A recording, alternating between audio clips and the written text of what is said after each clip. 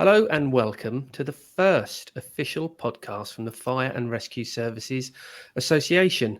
My name's Tristan Ashby. I'm the Chief Executive Officer of the organisation. And with me today, I have Ben Redwood, a National Officer and part of the Executive Board. Hi, Ben. Hi, Tristan. Now, as this is the first podcast we're doing, what would you like to cover today? I think the issue of the moment is the pay offer that was recently tabled, and I'm really keen to find out the view from yourself and head office and our current position on it. Okay, absolutely no problem. So as we're recording today, which is the 24th of February, the current situation is we have an offer on the table from the employers of 7%, backdated to the 1st of July 2022, and a further pay increase of 5% that would go live from the 1st of July 2023. But I think it probably would be helpful to give some background as to how we got to where we currently are. Absolutely. Yep, agree with that. Okay, so there's a normal process with regards to pay increases within the fire service. It comes under the NJC, the National Joint Council, which consists of employers, 14 representatives of the employers, and 14 employee representatives, currently the FBU. Now, normally there's a process whereby the employers would provide an offer, would table an offer, and that is not necessarily accepted immediately, which is why we find ourselves going through to around about October each year before the FBU agree to the original pay increase, and then that gets backdated to July of that particular year. And probably going back to 2014, all the pay increases have been in line with public sector pay increases. So there's not really much negotiation going on there. Okay. This time round, it was around about May time, the employers offered 2%. Okay. And this was obviously the Ukraine war was going on. We started to hear a lot about the cost of living crisis. So quite rightly, that offer was rejected. Yeah. There was a subsequent counter offer in October of 2022 of 5%. That was subsequently rejected as well. Then we had a ballot for industrial action that was agreed and voted on by FBU members. And then there was a counter offer again that increased it from 5% to 7% for 2022-23. But some additional news this time. There was going to be a 5% rise in 23-24. So that's where we currently are. Okay, fantastic. So do we have information regarding how this is funded? Okay, so there's a massive vacuum of information with regards to this. The original 2% was funded. All the employers agreed that they could fund a 2% pay increase. When that was revised up to 5%, so an additional 3%, that was not funded. So the fire and rescue service is made up of lots of different types of models. Some are county councils, some are fire authorities, combined fire authorities, some have mayors, some have police, fire and crime commissioners. So they're all funded slightly different. And in general, county brigades are the poor relation to combined fire authorities and mayor fire authorities. So there was a lot of rumblings that a number of services couldn't afford the additional 3%. Yeah. Now, the government have allowed the councils to increase their precept, which is their tax for the fire service, up by the maximum, so up by £5 a year. Now, that allegedly will cover that additional 3%. But what we don't know, because we've now got a new offer of 7%, we don't know where that additional 2% is coming from. It's definitely not coming from central government. So it can only come from within. It can only come from local fire authorities. Yes. And bearing in mind they've already increased, or they're already looking to increase their precept by the maximum, Yes. And that maximum is for 2023-24, so not backdated. It means that, and the concerns we have, is that there's going to be cuts, and that the savings made from those cuts are going to be used to pay for the additional pay increases. Yes. And likely to be the same for the pay increase 23-24. Well, that's why I made reference to it, because the precept increase covers 23-24. What it doesn't cover is the 5%, the additional 5% increase for this year. Yes. So that precept was to cover the previous years, 22-23. What it didn't foresee was an additional increase of 5%. Obviously, there has to be some caveats with this. We obviously welcome a pay rise for our members, clearly. Yeah, But absolutely. we've got to be professional. We are a professional organisation. What we can't do is just clamber for pay increases when they could actually risk the jobs of our members at the same time. So they could risk closure of fire stations. Yeah. So we need to be professional. We Yeah. need to put a business case together with regards to a appropriate pay increase that's affordable, and that is part of the bigger picture in terms of fire reform. Yes. Now, when we had the original offer of 5% back in October, we sought the views of our members via an online poll. And that poll came back, which was quite clear in terms of what our members thought. But there was three options. There was accept the 5% pay increase. There was reject the 5% pay increase. And there was accept the 5% pay increase, but with talks on fire reform that would include a new pay structure, that would provide additional funding for more appropriate and funded pay increases. And from that, 64.3% voted for accepting the 5% pay offer with reform, and 14.8% accepted the 5% pay offer, full stop. Yeah. So, that's almost 80%. So it was quite a clear mandate from our members as to what they were looking for. Yeah. Because I believe I'm right in thinking that from your conversations with the Fire Minister, that there is a logic that actually, with broadening the role, a significant pay increase could be funded from central government. Now, am I right in thinking that? You're absolutely right. So we had a meeting with the Fire Minister back in January. It was a joint meeting. It was with the Fire Officers Association and the Fire Leaders Association.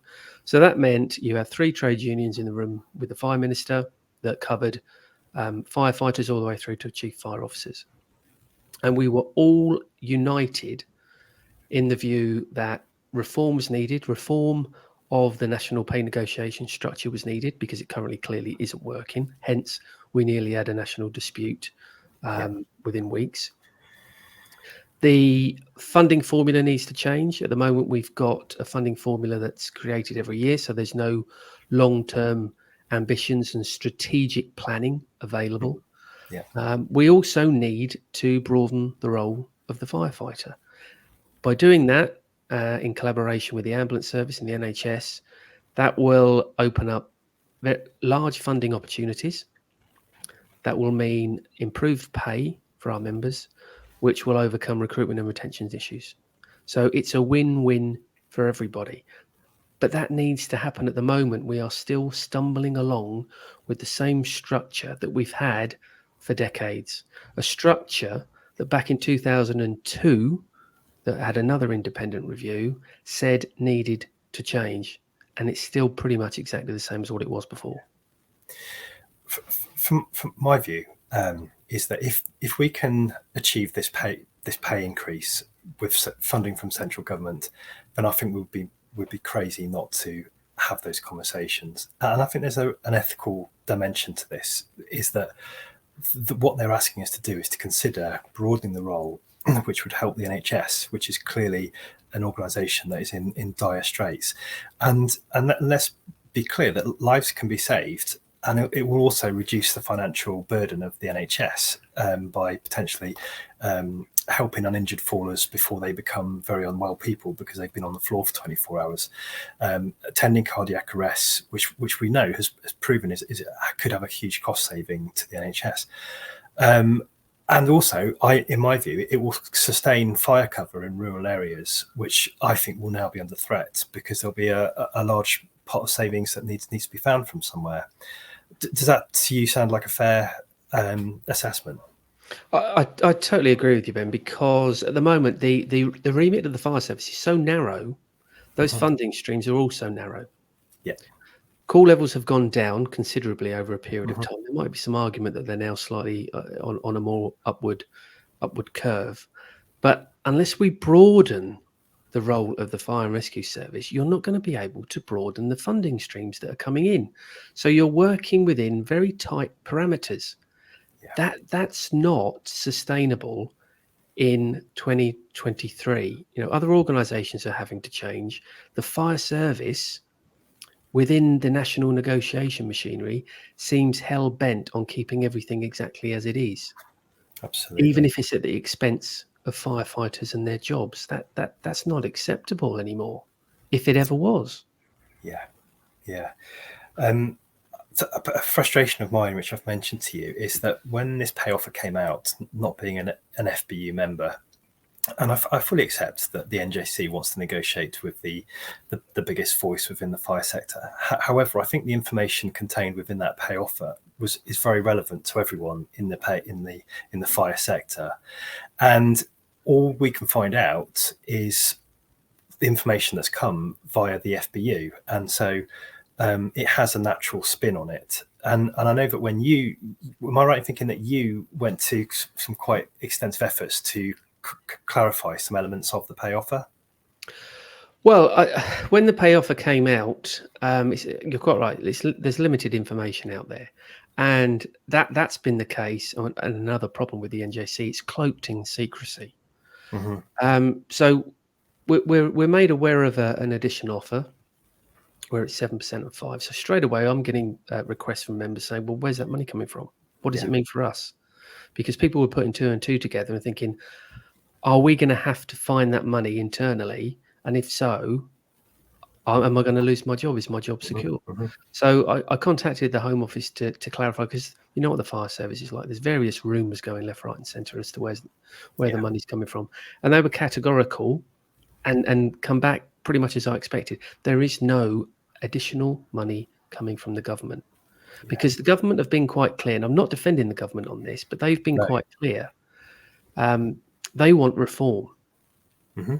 And if reform is welcomed and reform happens in the fire and rescue service, there will be additional money that will act as a sweetener to make those necessary changes. That we've seen it, over many years in other industries. With reform comes additional money, and we need to be doing that sooner rather than later, before people do start to lose their jobs.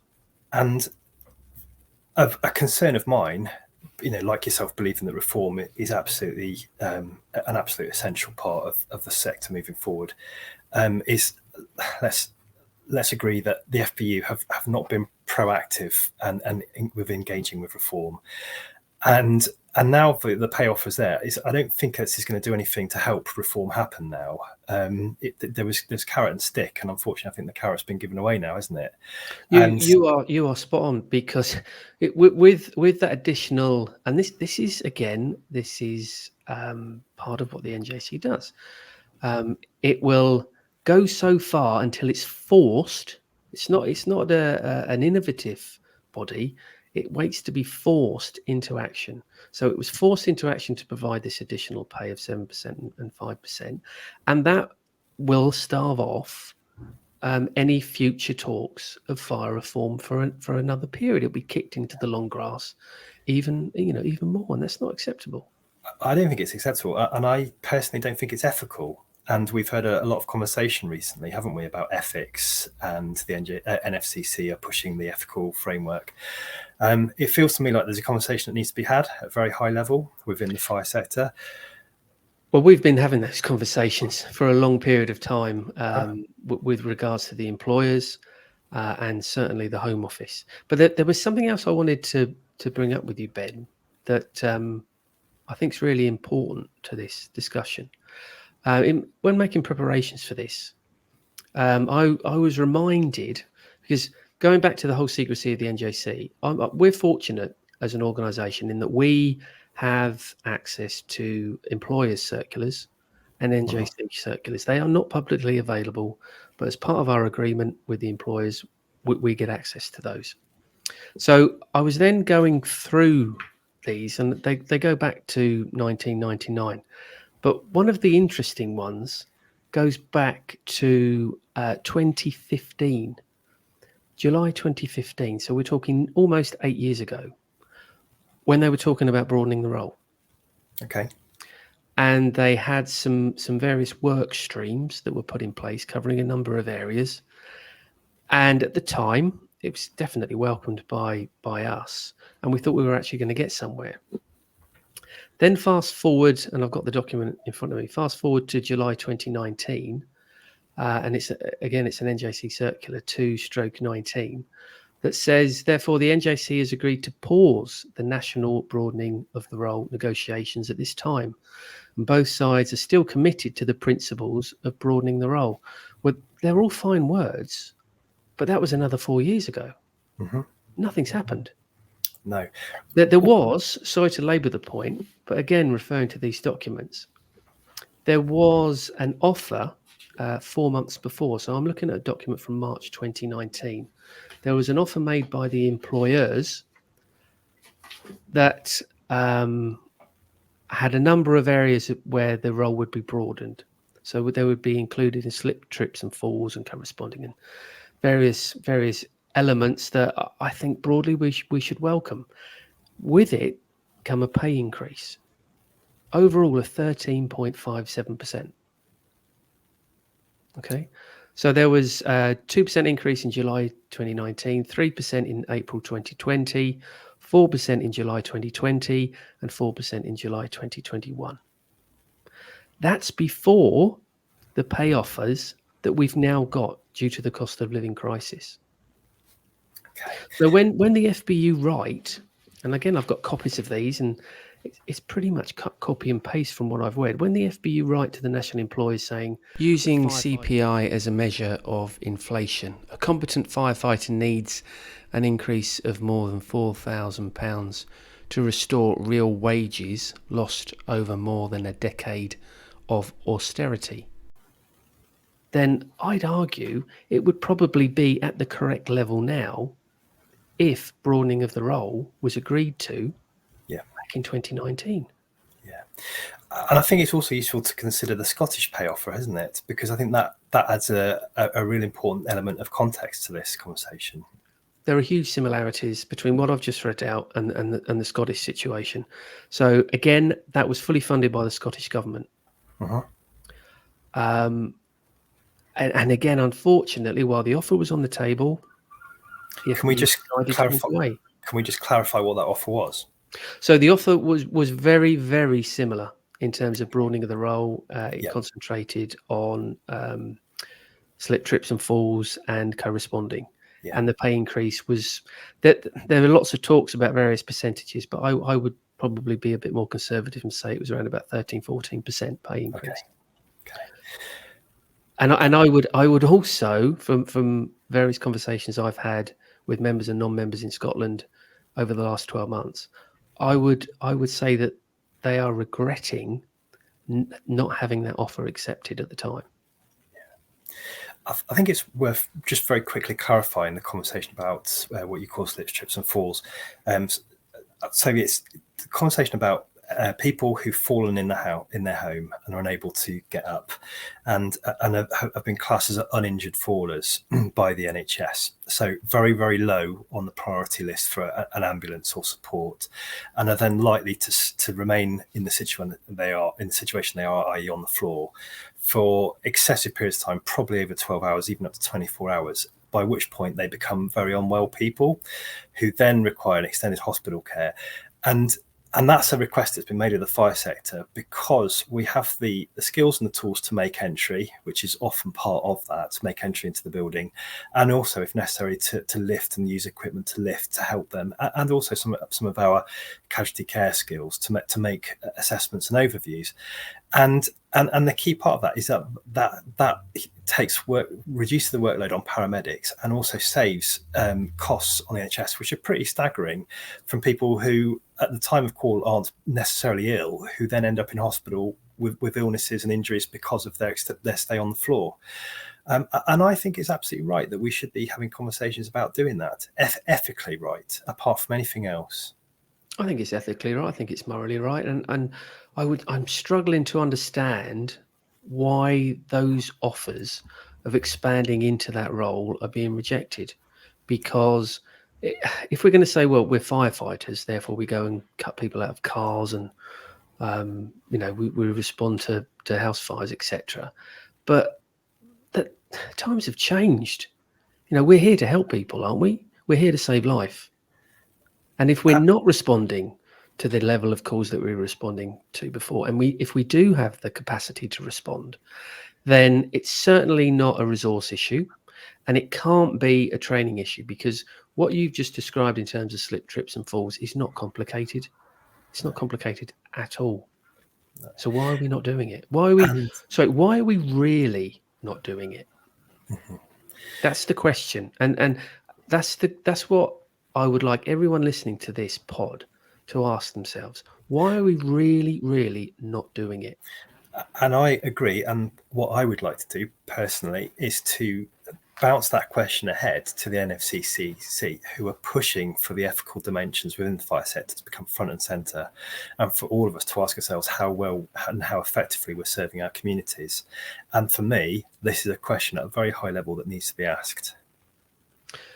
It is, and it is being. Again, sorry to labour the point, but by broadening the role, by going into all those areas that you've spoken about, we are able to recruit from a much wider pool.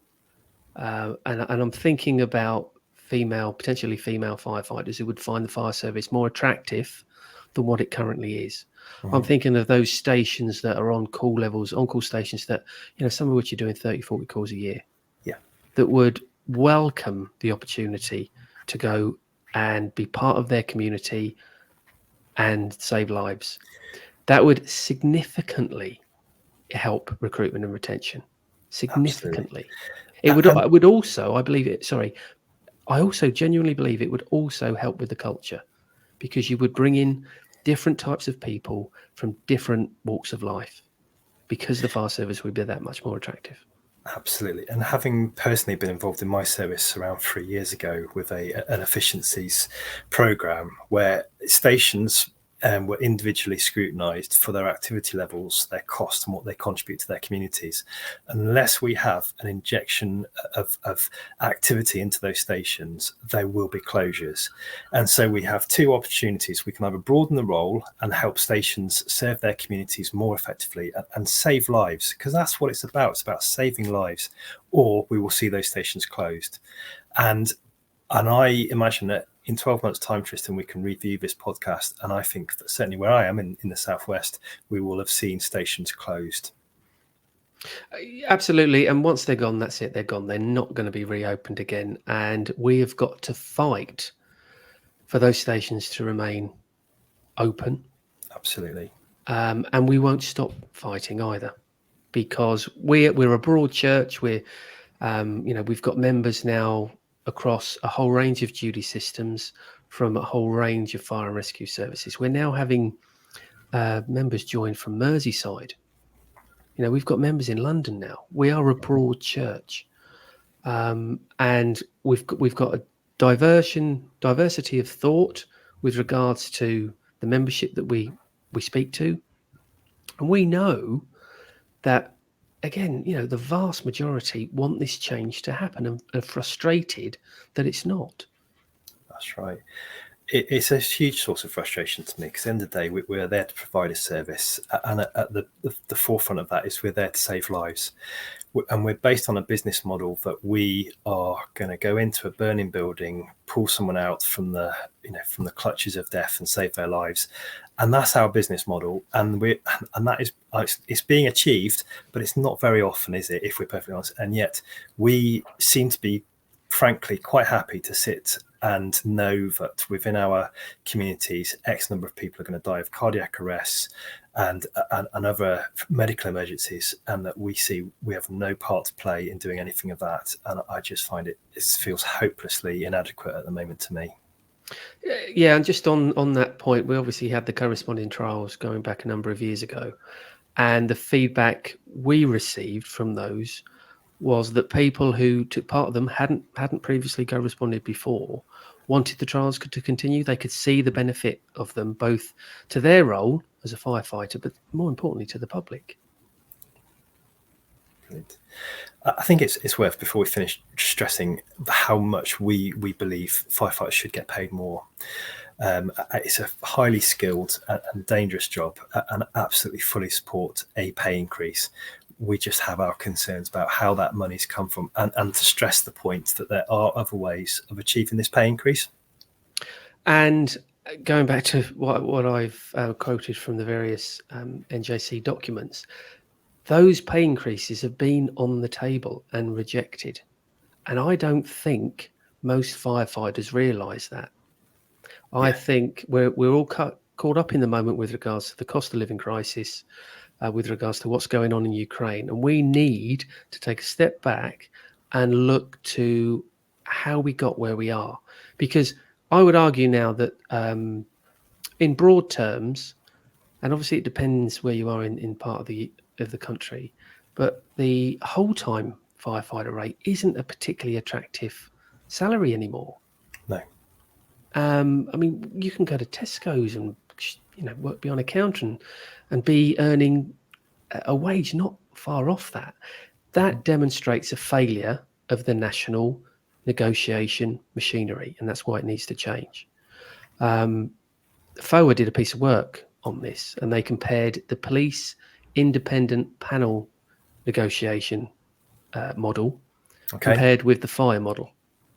Okay. Police were 0.5% higher between 2024 and 2021.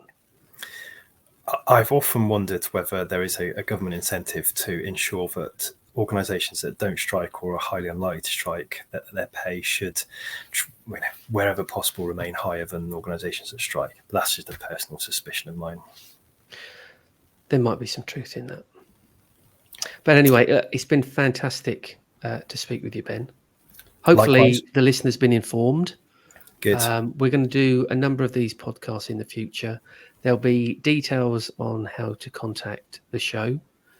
You can email prioritymessage@frsa.org.uk. Let us know what you thought of this first episode. Let us know what you would like contained in future episodes. We are a member-led organisation. We want to know what you think. Well, thank you very much for your time, Tristan, today. Thank you for answering my questions, and I look forward to wherever we go next. Fantastic. A pleasure, Ben. Take care.